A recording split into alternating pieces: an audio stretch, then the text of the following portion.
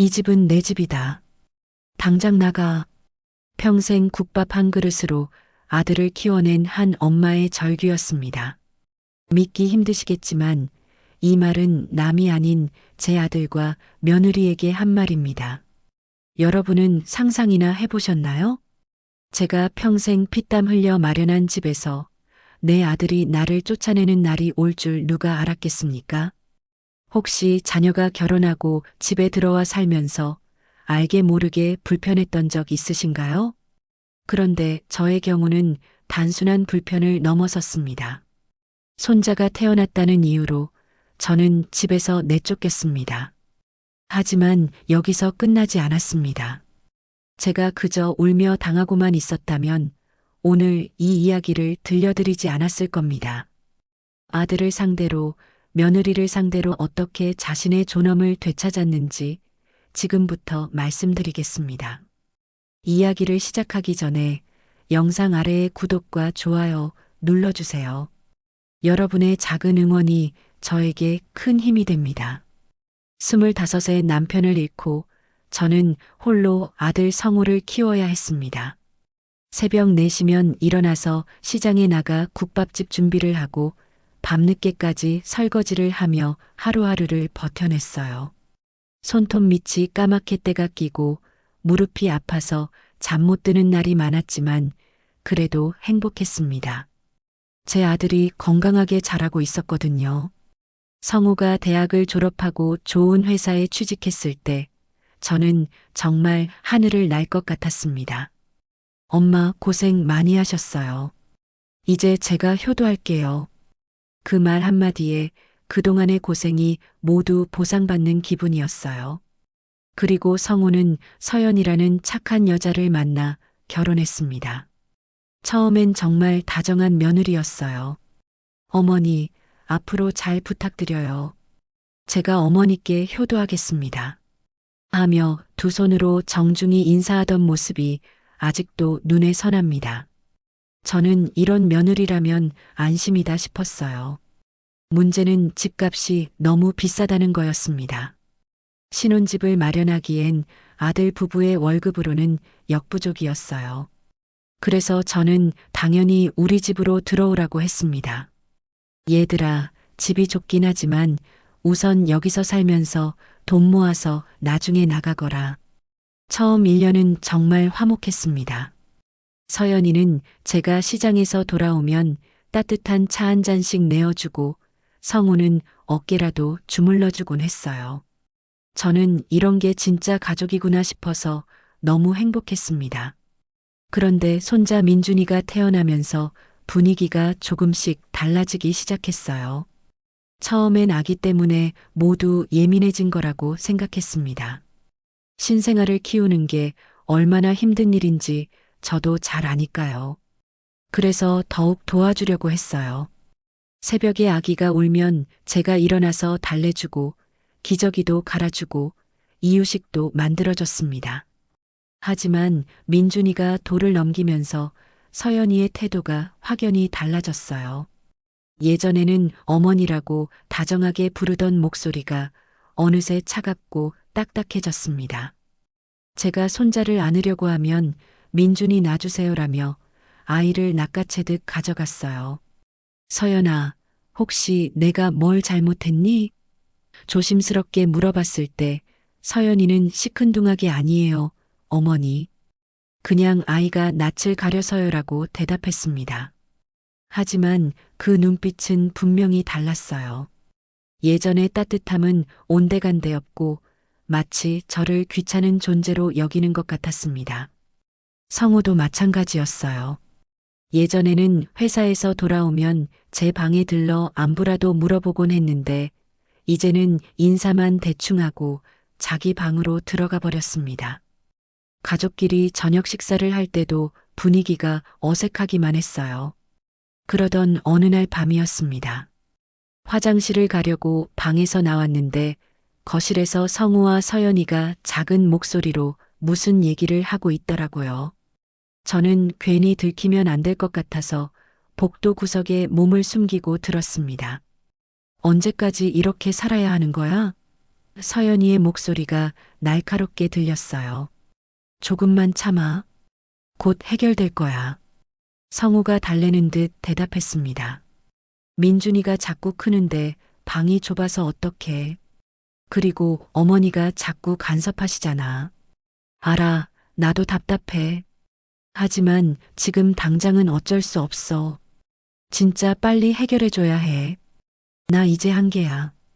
그 순간 제 심장이 쿵 하고 내려앉았습니다. 곧 해결될 거야 라는 말이 무슨 의미인지, 저를 간섭한다는 게 무슨 뜻인지 어렴풋이 짐작이 됐거든요. 하지만 설마 제 친아들이, 제가 그렇게 사랑하는 며느리가 저를 내쫓으려 할 거라고는 상상도 못했습니다. 그날 밤 잠을 한숨도 못 잤어요. 계속 그 대화가 머릿속을 맴돌았습니다. 해결될 거야, 한계야. 이 말들이 과연 제가 생각하는 그런 의미일까요? 불길한 예감은 현실이 되었습니다. 그 대화를 들은 지 일주일도 채 안 되어서 서연이가 저에게 다가왔어요. 어머니, 잠깐 말씀드릴 게 있어요. 평소보다 더 차가운 목소리였습니다. 저는 설마 했지만 가슴 한편으로는 이미 예상하고 있었어요. 집 인테리어 공사를 좀 해야 할 것 같아요.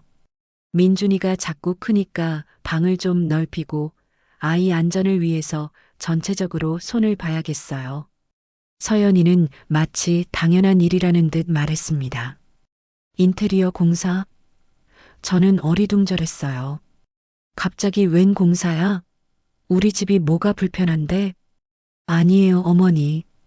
그냥 아이가 다칠 수도 있고 좀 더 살기 좋게 만들고 싶어서요. 그런데 공사하는 동안 어머니께서 잠시 다른 곳에서 지내셨으면 좋겠어요. 먼지도 많이 날리고 소음도 심할 테니까요. 제 머리가 띵했습니다. 아, 이게 그들이 말한 해결 방법이구나 싶었어요. 그러면 나는 어디서 지내란 거야? 성우 오빠가 좋은 호텔 알아보고 있어요. 거기서 한 달 정도만 지내시면 될 것 같아요. 서연이의 목소리에는 미안함이라곤 조금도 없었습니다. 오히려 이런 배려까지 해주는 자신이 대견하다는 듯한 표정이었어요. 한 달? 제 목소리가 떨렸습니다. 내가 평생 살던 집에서 한 달이나 나가 있으라고? 어머니, 너무 예민하게 받아들이지 마세요. 그냥 잠깐만 피해 계시는 거예요. 공사 끝나면 바로 들어오시면 되잖아요. 그때 성우가 퇴근해서 들어왔어요. 저는 아들에게라도 하소연해 보려 했습니다.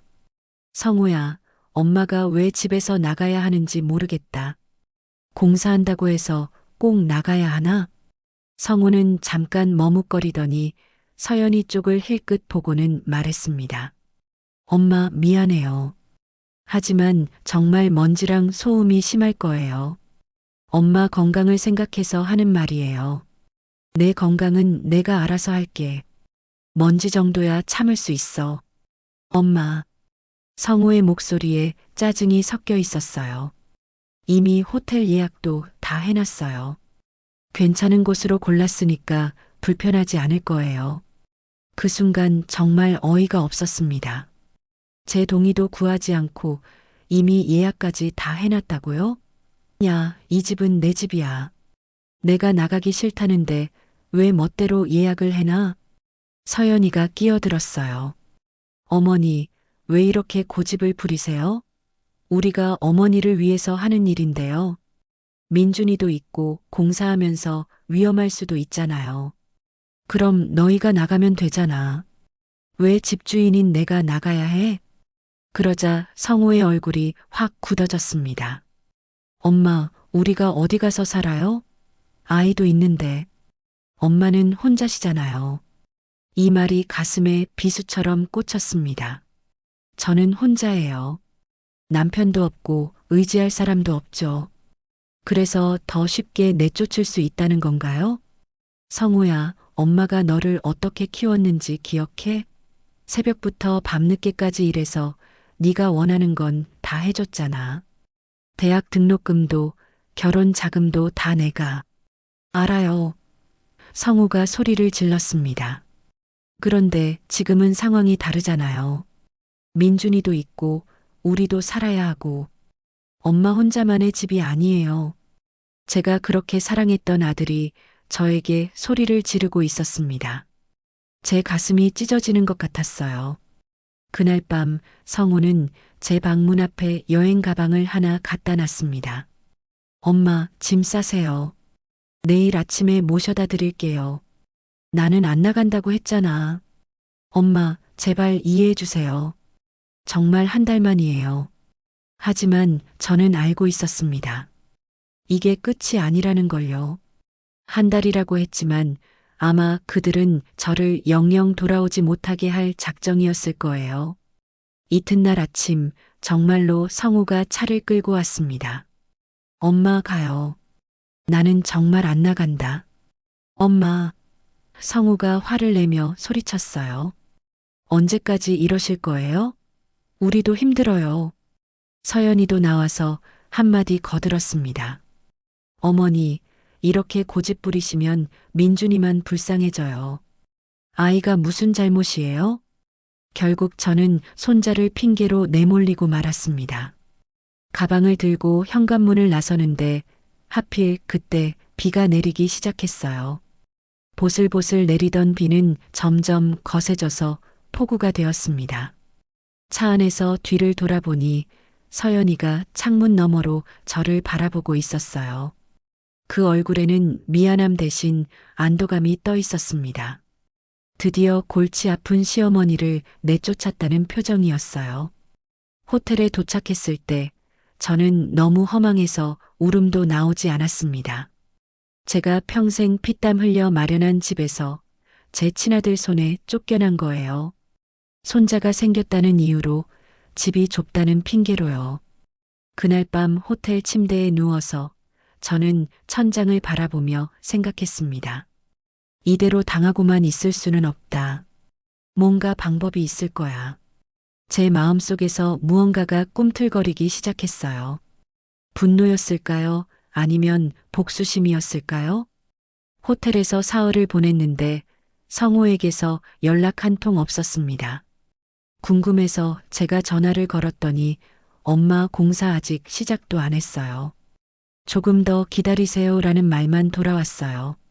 그 순간 확신했습니다. 이건 공사 핑계가 아니라 저를 아예 내쫓으려는 계획이었다는 거요. 그날 오후 저는 눈물을 훔치고 법무법인을 찾아갔습니다. 인터넷에서 부동산 전문 변호사를 검색해서 상담 예약을 잡았거든요. 변호사님, 제가 억울한 일을 당했는데 도와주세요. 김현우 변호사는 중년의 온화해 보이는 분이었어요. 제 이야기를 차근차근 들어주더니 고개를 끄덕였습니다. 어머님, 일단 그 집의 소유권이 누구 명의인지부터 확인해 봐야겠네요. 당연히 제 이름이죠. 제가 시장에서 국밥집 하면서 번 돈으로 산 집인데요. 변호사는 등기부등본을 뽑아서 확인해 보더니 안도하는 표정을 지었어요. 다행히 소유권은 어머님 명의로 되어 있네요. 그럼 법적으로는 아무 문제 없이 돌아가실 수 있습니다. 그런데 만약에 얘들이 안 비켜주면 어떡하죠? 아들이긴 하지만 제 말을 안 듣던데요. 그럴 때는 강제로라도 내보낼 수 있어요. 부동산 명도소송이라는 게 있거든요. 하지만 가족끼리 법정까지 가는 건 좋지 않으니까 우선은 내용 증명부터 보내보시죠. 변호사 선생님은 친절하게 설명해 주었어요. 내용 증명이라는 게 법적 효력을 가진 경고장 같은 거라고 하더라고요. 일정 기간 내에 집을 비워달라고 공식적으로 통보하는 거래요. 근데 변호사님, 혹시 얘들이 저를 치매라고 우기거나 그러면 어떡하죠? 요즘 그런 뉴스도 많이 나오던데. 김 변호사의 표정이 심각해졌어요. 그런 경우가 종종 있긴 해요. 그래서 미리 대비해 두는 게 좋겠네요. 정신과 검진을 받아서 정상이라는 진단서를 떼어두시고 혹시 모르니 오늘 상담받는 과정도 녹음해 두세요. 저는 그 말에 깜짝 놀랐어요. 녹음요? 그게 괜찮은가요? 본인 일에 대한 상담이니까 당연히 녹음하실 수 있어요. 나중에 증거로도 쓸 수 있고요. 변호사는 더 나아가 이런 조언도 해주었어요. 어머님, 혹시 아드님 부부가 어머님을 속이려 한다면 그 과정을 녹음하거나 녹화해 두세요. 요즘은 휴대폰으로도 쉽게 할 수 있잖아요. 사기나 협박의 증거가 될 수 있거든요. 네, 알겠습니다. 그런데 정말 제가 이런 일까지 해야 하는 건가요? 제 친아들인데. 변호사는 안타까운 표정으로 고개를 저었어요. 요즘 이런 일이 정말 많아요. 특히 부동산 값이 올라가면서 자식들이 부모 재산을 노리는 경우가 늘고 있어요. 어머님도 너무 순진하게 당하지 마시고 법적으로 대응하셔야 해요. 상담을 마치고 나오면서 제 마음이 복잡했습니다. 한편으로는 희망이 생겼어요. 제가 할 수 있는 일이 있다는 걸 알았거든요. 하지만 다른 한편으로는 너무 슬펐습니다. 제 친아들을 상대로 법적 대응을 해야 한다니요. 그날 저녁 저는 정신과에 가서 치매 검사를 받았어요. 다행히 결과는 정상이었습니다. 어머님, 아주 건강하세요. 기억력도 좋고 판단력도 전혀 문제 없어요. 의사 선생님의 말씀을 듣고 안도했습니다. 이튿날 아침 변호사 사무실에서 내용 증명을 발송했어요. 윤성호, 서연귀하. 본인 소유의 주택에서 7일 이내에 퇴거하시기 바랍니다. 법적인 문구들이 빼곡히 적힌 서류를 보니 기분이 묘했어요. 내용 증명을 보낸 지 이틀 뒤 성호에게서 전화가 왔습니다. 엄마, 갑자기 이게 뭐예요? 내용 증명이 왜 나왔어요?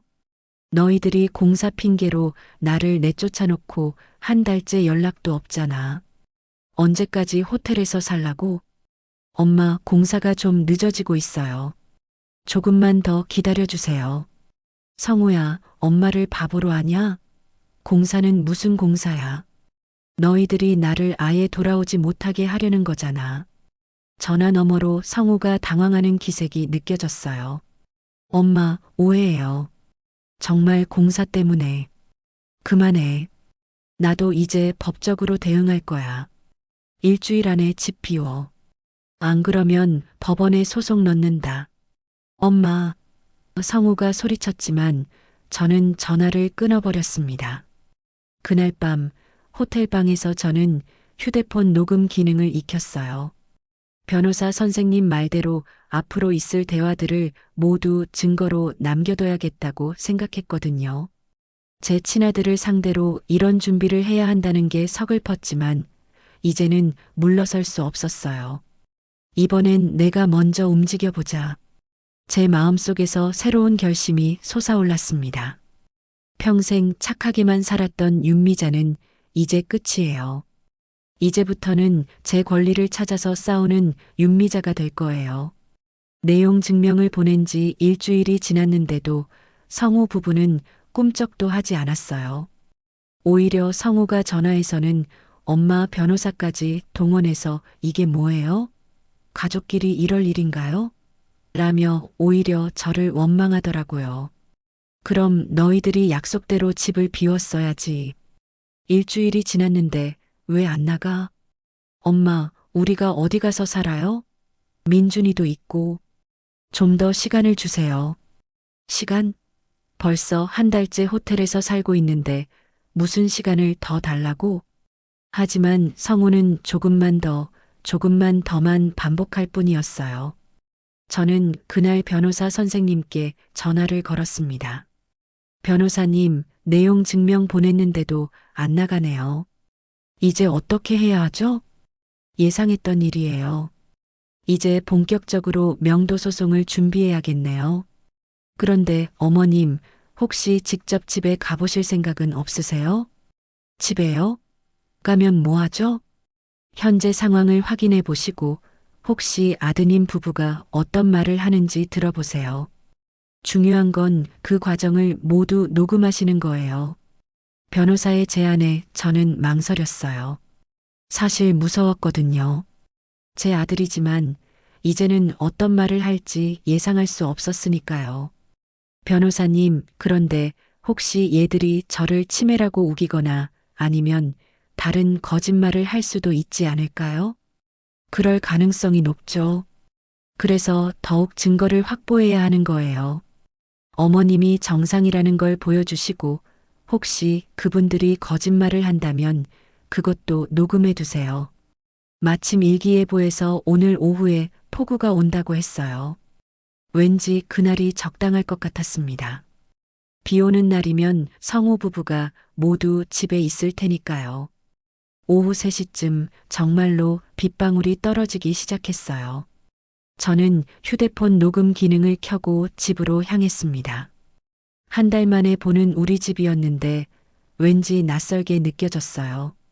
초인종을 누르자 서연이가 나왔습니다. 어머니, 왜 갑자기? 내 집인데 왜 못 와? 들어가자. 어머니, 아직 공사가. 무슨 공사야?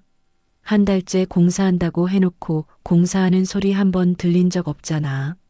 서연이의 얼굴이 굳어졌어요. 하지만 저를 막을 수는 없었죠. 저는 당당히 집 안으로 들어갔습니다. 집 안은 공사 흔적이라곤 전혀 없었어요.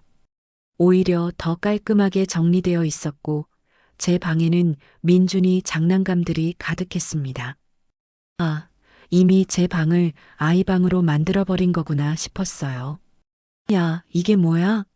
공사는 안 하고 내 방을 아이방으로 만들어놨네? 마침 성우가 안방에서 나왔어요. 엄마, 갑자기 왜 오셨어요? 갑자기? 내 집에 내가 와서 갑자기가 뭐야? 너희들이 공사 핑계로 나를 내쫓아 놓고는 공사는 안 하고 내 방을 아이방으로 만들어놨네. 엄마, 성우가 머뭇거렸어요. 사실 말씀드릴 게 있어요. 뭔데? 서연이가 끼어들었어요.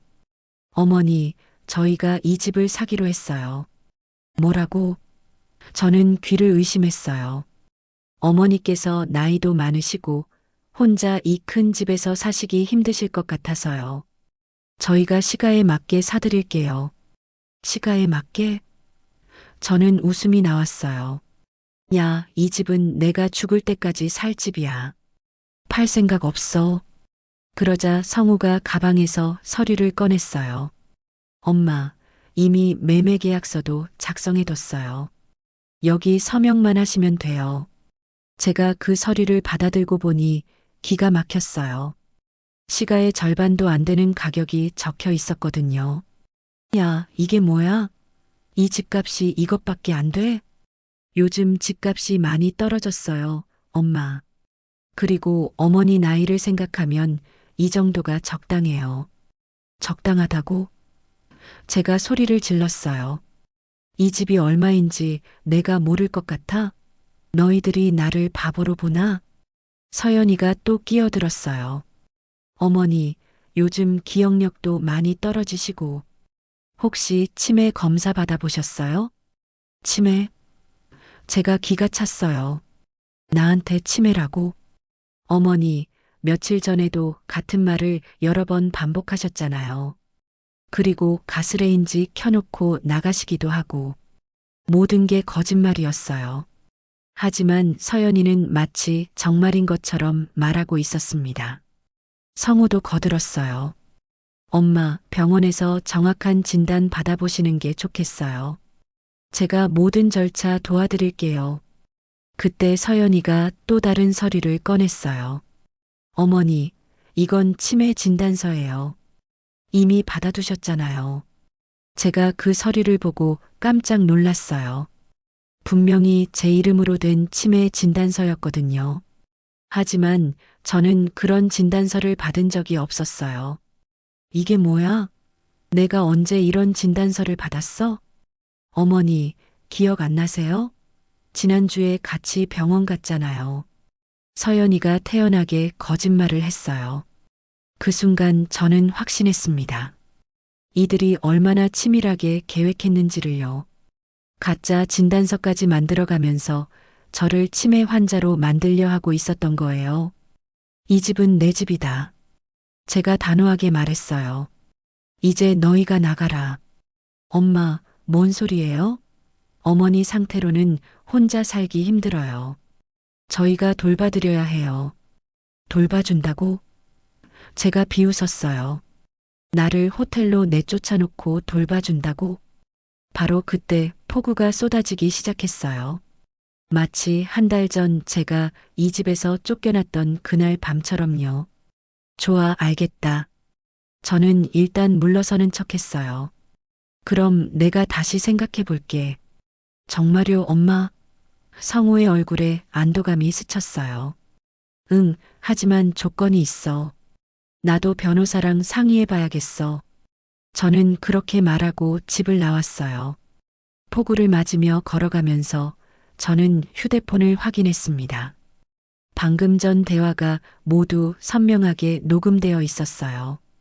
가짜 진단서, 강요된 매매 계약, 모든 게 증거로 남아 있었습니다. 이제 진짜 전쟁이 시작됐구나. 저는 비를 맞으며 미소를 지었어요. 한 달 전에는 무기력하게 쫓겨났지만 이번에는 달랐어요. 저에게는 이제 무기가 있었으니까요. 호텔로 돌아온 저는 즉시 변호사 선생님께 전화를 걸었어요. 변호사님, 큰일 났어요. 얘들이 가짜 치매 진단서까지 만들어 놨어요. 뭐라고요? 가짜 진단서요?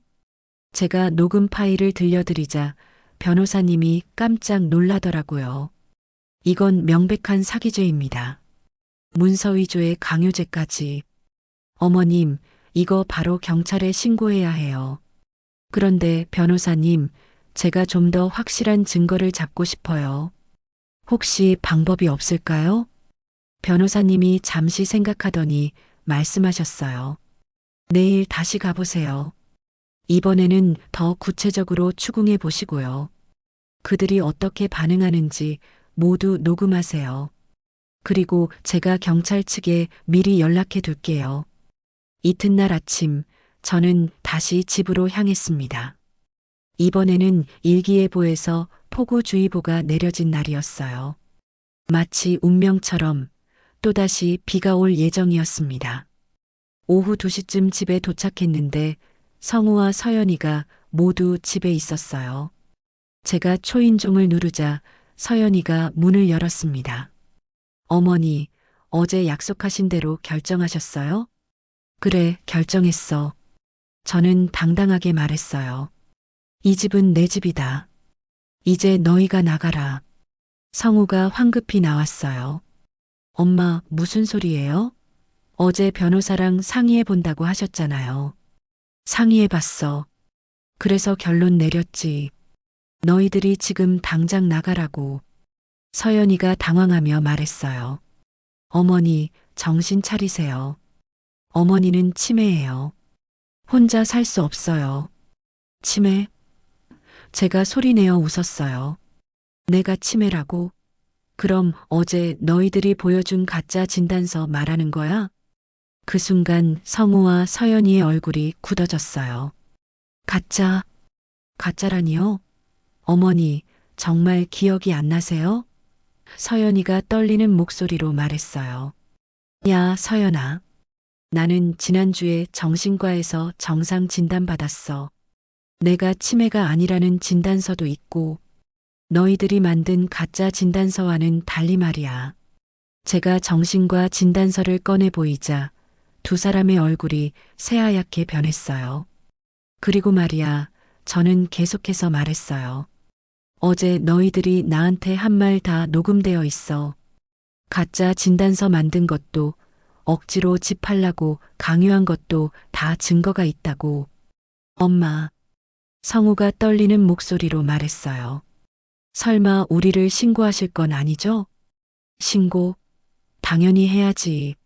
내 아들이 나를 사기치고 협박했는데 가만히 있을 줄 알았어? 바로 그때 서연이가 발끈했어요. 어머니, 우리가 언제 사기쳤어요?